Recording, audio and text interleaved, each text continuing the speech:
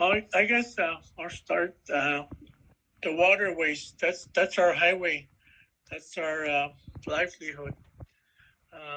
We harvest the fish and the wildlife, the waterfall. So everything's connected.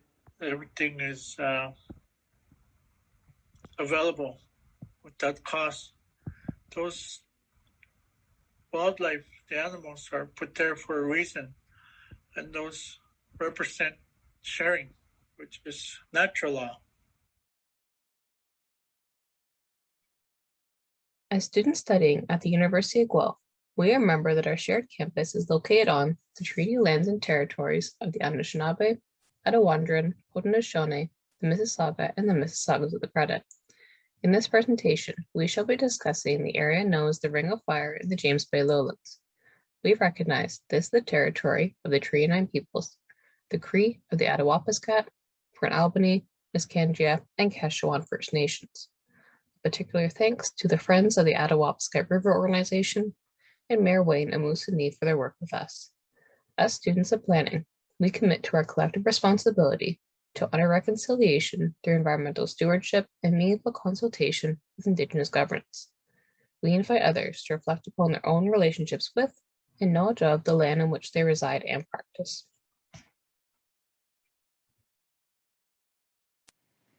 Welcome to the Ring of Fire region. No, this is not a presentation on an actual Ring of Fire or one on the timeless country song, but rather this is a presentation on one of the most contentious areas of resource development in far northern Ontario, known as the Ring of Fire. We are Kaylee, Jordan, and Emma, and this presentation will be walking you through a few big picture conclusions on this extractive region, along with the processes of environmental assessment that accompany these projects. In this presentation, we will be providing you with contextualization of the James Bay Lowlands, where the Ring of Fire is located, including numerous environmental aspects of this region that make it both unique and extremely valuable in its natural state to surrounding communities.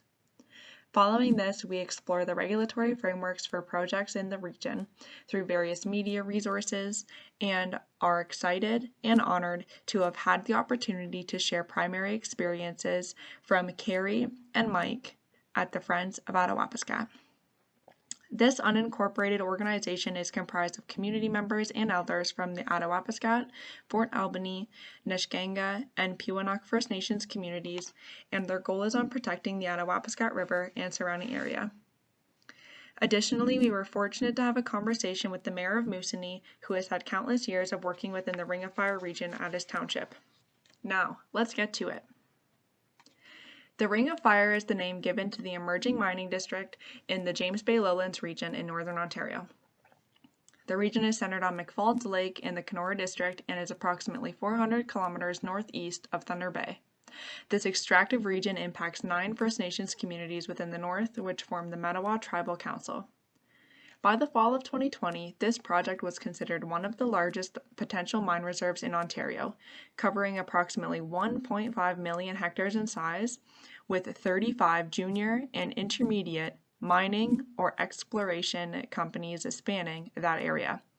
The region is rich in chromite, nickel, cadmium, and copper deposits, and it has been claimed by both the Canadian Treasury Board President and the Ontario Minister of Northern Development, Mines, and Forestry that this region will have the economic equivalent to the Athabasca oil sands, potentially generating $120 billion annually.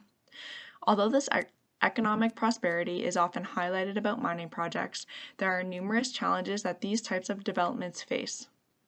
Some of these challenges include the lack of access to remote regions, notably measured through infrastructure deficits, such as a lack of road access, electricity, and broadband, in addition to conflicts with First Nations rights through the lack of proper consultation and a variety of environmental concerns. Many of the local First Nations communities located in the James Bay Lowlands are fly-in only and have no road access, including those surrounding the Ring of Fire region. Through our research, it was found that the absence of road access calls for great road infrastructure expansion, and this appears to be one of the more contingent components to mining development projects. Although the expanding of roadways for road access to these development sites would provide local communities with additional access roads to their own resources. These developments span over hundreds of kilometers and transact in numerous ecosystems and First Nations traditional lands. The James Bay lowlands are home to the third largest wetland complex in the world, containing the single largest carbon-rich peatland system on the planet. Peatlands are particularly rich in carbon, and generally speaking, this land cover stores more carbon in soils than any other ecosystem and for longer periods of time. In addition to the benefit of sequestering carbon, these ecosystems additionally are found to play a role in filtering water, along with mitigating floods and wildfires. Regarding species importances within the lowlands, caribou and lake sturgeon, along with other key species within the region, are not only ecologically vital to the region's ecosystems, but they form the basis of the socio-ecological systems that are extremely valuable to surrounding First Nations livelihoods and communities.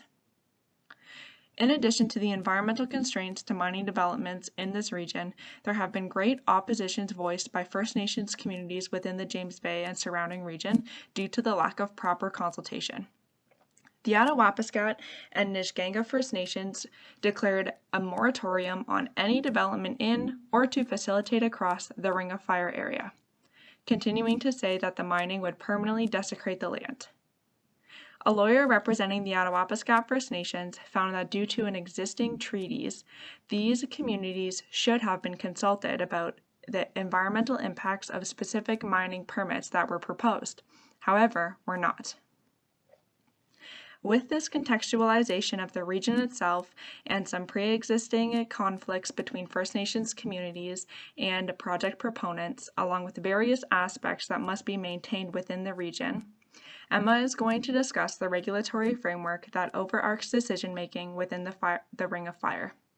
During this presentation, clips from our discussion with the Mayor of Moosonee and representatives from the Friends of Attawapiskat are used to demonstrate different perspectives of the current developments and the regulatory framework itself.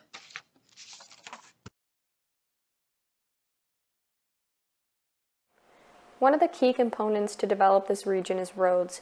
The primary roads that are currently being assessed include the Webakee Supply Road, the Martin Falls Community Access Road, and the Northern Link Supply Road. An interesting development was made in 2019 when Martin Falls First Nation and Webakee First Nation became proponents of the road projects, which are undergoing both a provincial environmental assessment and a federal impact assessment.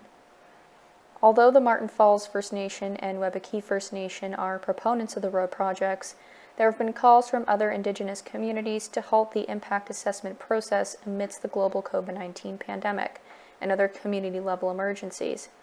Following submission of the terms of reference and request to commence the EA process for the Northern Road Link project, chiefs of nearby communities spoke out. Nisga'a First Nation Chief Chris Munius, in a letter obtained by the CBC, stated, "We write to you today to express shock and disappointment that you have chosen this moment, as our community is experiencing a severe and unprecedented crisis, to send us a notice indicating that your communities have entered into an agreement with Ontario to proceed with environmental assessment." Further to this, he noted that, "Out of basic human decency, we must ask that you pause the consultation, the engagement, and the notices. It is simply too much for us to bear at this moment. Documents are not received, deliberations are not being held, protocols cannot be followed, decisions simply cannot be made. We're in the middle of evacuation due to a water crisis, a public health emergency, and we are right in the middle of a pandemic. We're not able to fully inform the community members on what is going on, and we do not support what the proponent communities are doing because of the fact that we cannot participate. For us, meaningful consultation is when you have community members be informed of all the details of the work plans in the community meeting and having them do the free, prior, and informed decision-making." Martin Falls First Nation Chief Bruce Akni-Piniscum responded saying, "I understand that they're not in a situation where they can meet or even answer our emails when they're having a community crisis, and on top of that, COVID adds another layer of crisis to what's happening. We're doing all we can to ensure that we provide the accommodation when it's requested from us. But we've got a project on the go, a multi-million-dollar project, and we want to see it completed and to move forward with our all-weather access road." The participation plans for the Webakee and Martin Falls Road projects have also been criticized for engaging the public too late, after the Impact Assessment Agency has begun developing the report during Step 3 of the assessment process. Critics have noted that this isn't early enough, and engagement should begin early before the preparation of the report by the agency. These circumstances illustrate the tensions even amongst Indigenous communities in the North, who are desperately trying to navigate the assessment process while also dealing with the COVID-19 pandemic and socioeconomic crises. Issues surrounding capacity have been central throughout the assessment process in the region. A report by the Canadian Environmental Law Association and Friends of the Attawapiskat River requested a cessation of the mineral permitting process, with the organization stating that Indigenous communities are unable to respond, endangering Section 35 of the Environmental Bill of Rights. The piecemeal approach to the permitting process, whereby thousands of claims of exploration are evaluated on a case-by-case basis, is in direct conflict with reconciliation. The impacts of these exploration activities can be extensive, such as impacts to the flow of groundwater, made worse by the fact that information necessary to review permits is insufficient. They don't outline potential impacts to fish, wildlife, and ecosystems. Boreal caribou form an integral component of social ecological systems in northern Indigenous communities and face severe threats from mining activities. How are communities supposed to comment on mineral permitting processes if they don't know what the impacts are? Finally, a regional assessment was ordered to incorporate consideration of cumulative effects. This framework provides the federal government the opportunity to work with provincial government, Indigenous rights holders, and NGOs. Although promising, concerns remain. Provincial environmental assessments for the road projects continue even though the regional assessment has been delayed due to the pandemic. If these road projects are approved prior to completion of the regional assessment, the Ring of Fire sustainability and ecosystems could be opened for mining development. There is still concern over whether the process will fully integrate considerations of cumulative effects, as historical use of tailored impact statement guidelines, which describe key project components, typically downplayed the importance of cumulative effects. The Canadian Environmental Law Association and Friends of the Attawapiskat River submitted comments to the Impact Assessment Agency calling for an immediate moratorium for all mining activities in the Ring of Fire. The letter requested a commitment to advancing Indigenous rights to self-determination, inclusion of traditional knowledge to safeguard watersheds and critical habitat for caribou, and consideration of legacy impacts on cultural values, traditional economies, and ecosystems. The regional assessment is promising, but it offers no opportunity for Indigenous communities to co-govern the process in a formal manner. This is concerning given the ongoing social emergencies in nearby Indigenous communities. Dana Scott, Research Chair in Environmental Law and Justice at Osgoode Law School, notes in a research project that the people in the communities are the real authority. The grassroots and the elders must be heard for any process to be legitimate. Ongoing state of social emergency must be solved first, and regional processes need to provide a framework that can effectively guide project-level assessments, which in turn lead into community-level approvals in line with local protocols. It is with hope that the regulatory process includes these considerations, which are key to including Indigenous peoples in the assessment process. The hunters don't travel far no more, like they travel only about an hour inland towards the river. Before that, when Tiberias was operational, they had to go far to go hunt caribou, about 10 hours north. Seasons are shorter, or we don't have enough snow like we used to before. That's the difference. More recent news articles always frame it as the Ring of Fire needs to be developed so we can have this green economy, have electric vehicles, fuel the future. It significantly overlooks that where the Ring of Fire is located is the second largest peatland complex in the world, and it's a carbon sink. It has been sequestering carbon. With the pandemic, we had restrictions, travel restrictions, and lockdowns.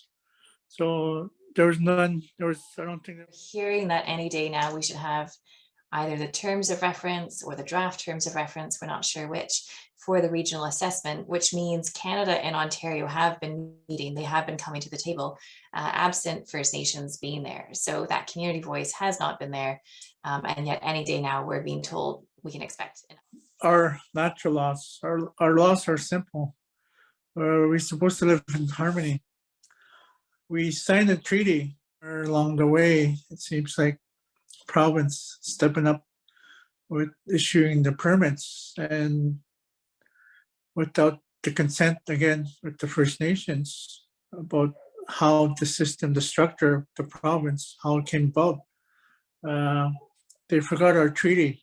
We have a treaty with the King, the government of Canada.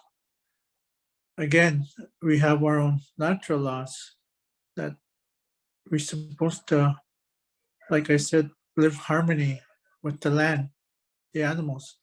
And for instance, when Mike and I engage with Canada, who is overseeing the impact assessments, Canada is very quick to say to Mike and the friends, you're from Attawapiskat, go speak with Chief and Council for Attawapiskat. They will oversee your concerns.